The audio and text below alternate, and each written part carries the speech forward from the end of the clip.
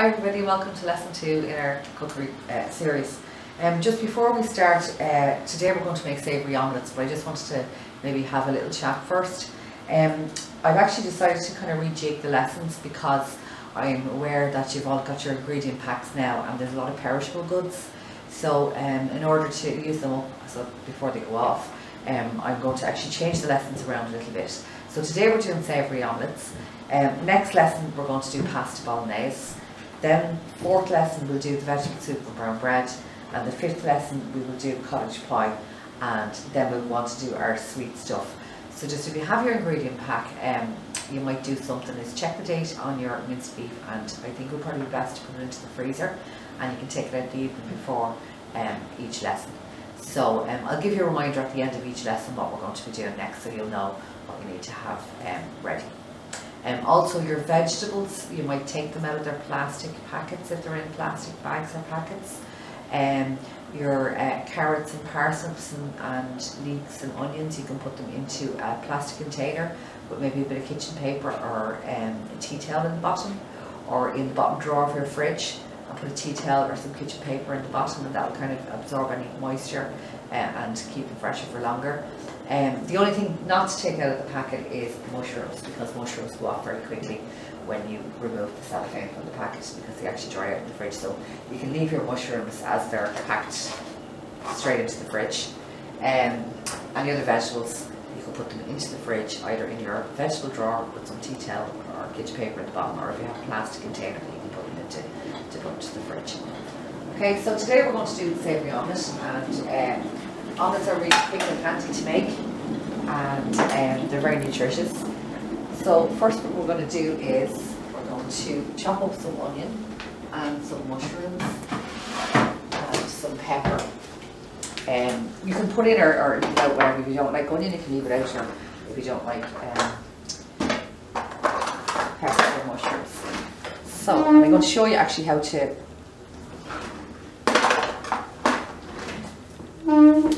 dice onion up nice and small. So first thing you do is cut off the top, and see this bit here, that's the root. Okay, so just a very small bit off there, and peel the first layer. And if you want to, next week when we're doing the pasta bolognese, if you want to have your mushrooms and onions diced up before the start of the lesson, that might be an idea if you think it will take you a while, so you'll be able to keep up with the lesson. So then you cut it in half from the top where you cut off the piece down to the root, and then you turn it down flat on the chopping board, and to make it all nice little soft small dice, you just cut along like that, not quite to the edge. You want to keep the root intact, and then you turn it this way. And if you find it hard to hold the onion while you're slicing it, or if you're afraid to cut your fingers, you can actually get a fork and just stick a fork into the end, and that'll keep it steady for you. So that's our diced onion, and that's how you will dice your onion for the pasta bolognese on the next lesson. So like I said, if you want to actually get it ready in advance. And in this omelette I'm going to put some pepper. So I have a yellow pepper here. That. And I'm going to get the knife over here.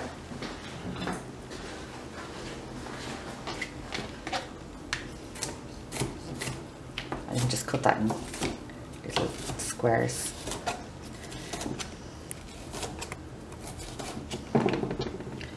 Lengthways first. Turn this way.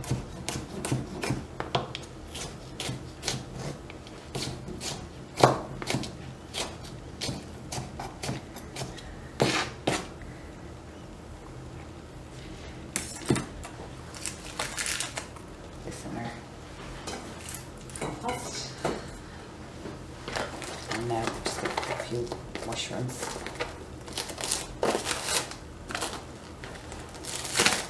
And if you open the cling film on the mushrooms very carefully, you'll be able to put the same cling film back on.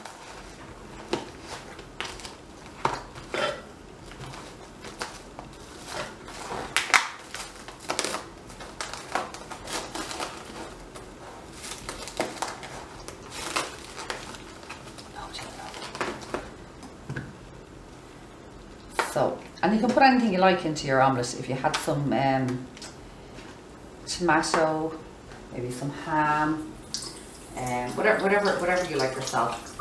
You can also, if you have any leftover potatoes from yesterday's dinner, you can slice them up. Spinach is nice in omelettes as well.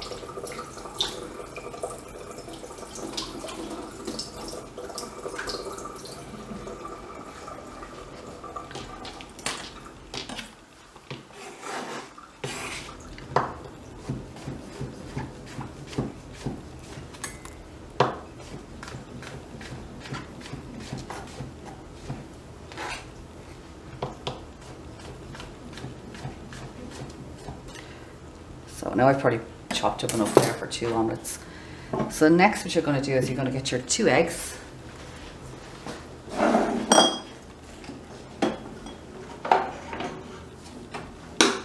Crack them into a cup.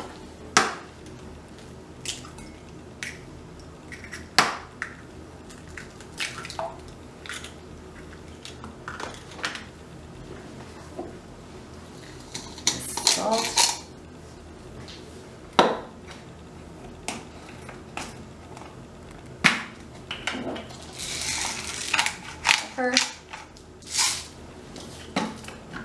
I put a little pinch of mixed herbs.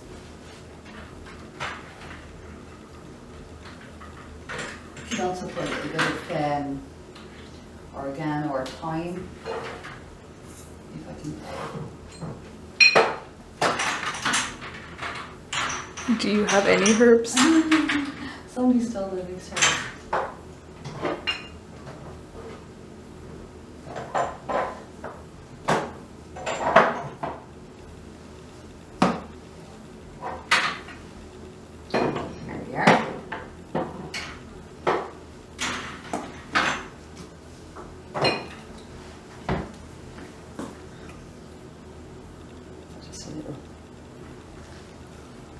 I'll put it out my hands actually.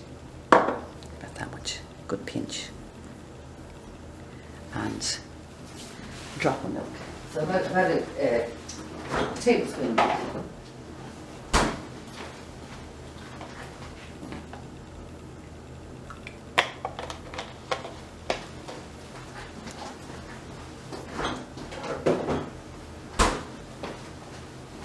And we're going to put our seasoned pan on the ring. Little drop of oil. You don't need too much oil if your pan is nice and seasoned and non-stick. And just let that heat for a few seconds. It could be beaten or whatever. Just get a fork.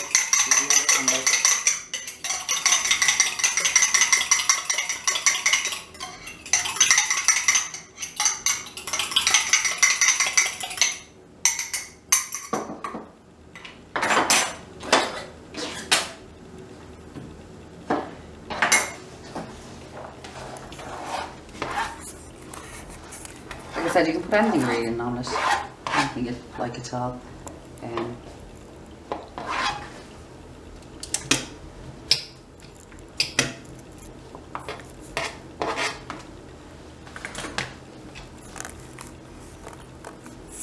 What you do is just lightly cook these off first in the oil. And if you have one of these little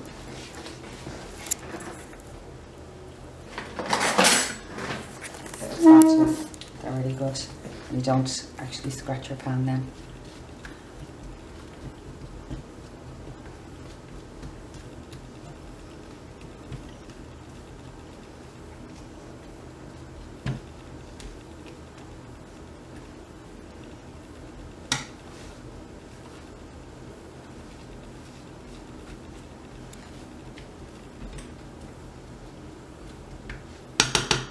That's cooking, then I can throw in.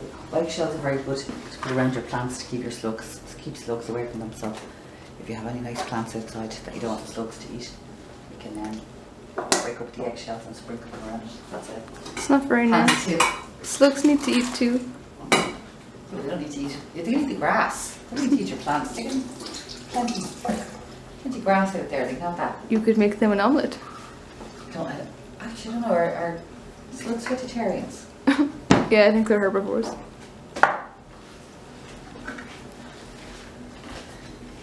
That tip was free, by the way. It's now a gardening class. The garden class as well, yeah. And by the way, I've never once in my life broken a eggshells to put them around the plant to keep the slugs off. Apparently it does work. Because I don't like walking on eggshells. Turn it up a little bit now. Our cooker seems very slow tonight, Katie. And if it's looking a bit dry, I'm going to put a little bit of oil on it. I can hear a sizzle start to cook. Did you say how hot you have the pan? I had it on 4 there, just turned it up a little bit to 5 just to get a heat into it. But 3 or 4, it's just about right. You want to kind of cook them nice and slow. You don't want to cook, you don't want the heat too high or you'll burn your veggies.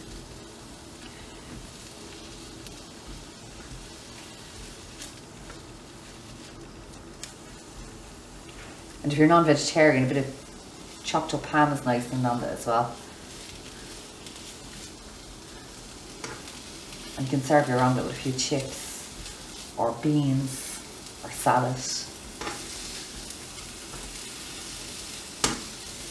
Or if you have a rasher, chopped up rasher is nice and on there as well.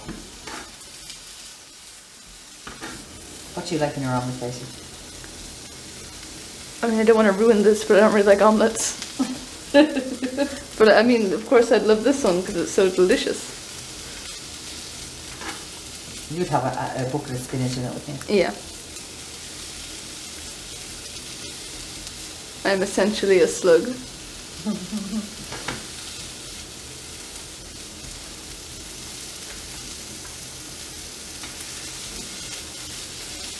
When I was working in hotels years ago, it was really funny, right? Because vegetarians were kind of an exotic species. There wasn't too many vegetarians around, right? And the waitress would come down to the kitchen and say, we have vegetarian. And everyone go, Jesus, not a vegetarian. And she'd say, what's on the vegetarian menu today? And straight away, everybody just goes, omelette. Because what seems to be all the vegetarian food that you had to cook was an omelette. What if they were vegan? Then there's a real panic. If you were vegan, like they say, oh, we're doing the green salad. They just get a big green salad. So just any vegetable that they had in the fridge. They had in the fridge.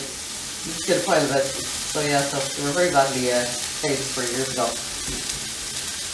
But they were an exotic species. So Katie in the 80s, you would be considered an exotic species.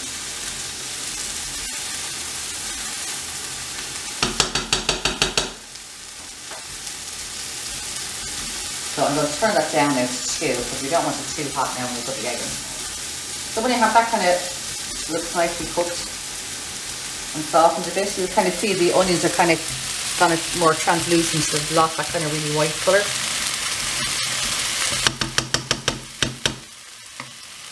You can grab the egg and pour it in the pan. Do is you work the egg around like as if you're making a scrambled egg with bits in it. I think every time I've made an omelette, it ended up just being a scrambled egg. But I'll show you now, Katie. I'll show you the magic trick to make it look like an omelette instead of a scrambled egg. So what you do is you just keep moving it around, swishing it around the pan like that, just to keep it moving. That it cooks fairly evenly.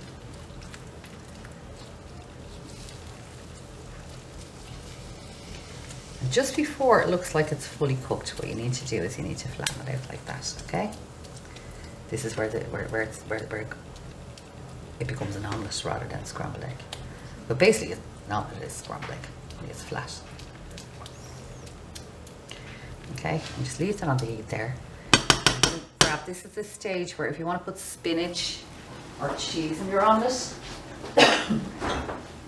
is the stage to do it now.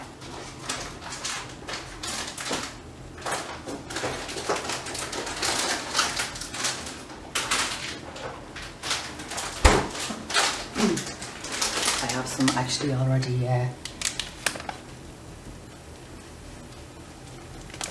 already grated, pre-grated cheese and cottage cheese.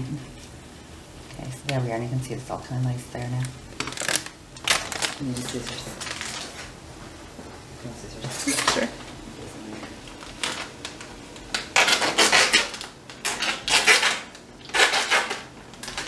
Here's another tip for you, right? Well, it's nothing to do with omelets. If by any chance you ever get a job in a hotel, right, and you go to work in the kitchen, never ever ever make a chef a nice cup of tea. Because I made that mistake, my first job in a big kitchen, and I remember my first day, and they have a tendency to put all the training chefs, as they always go in on doing salads and starters and desserts and whatever. And when I was working, my first job as a common chef was in a really big hotel. There was about 25 chefs in the kitchen, mostly males.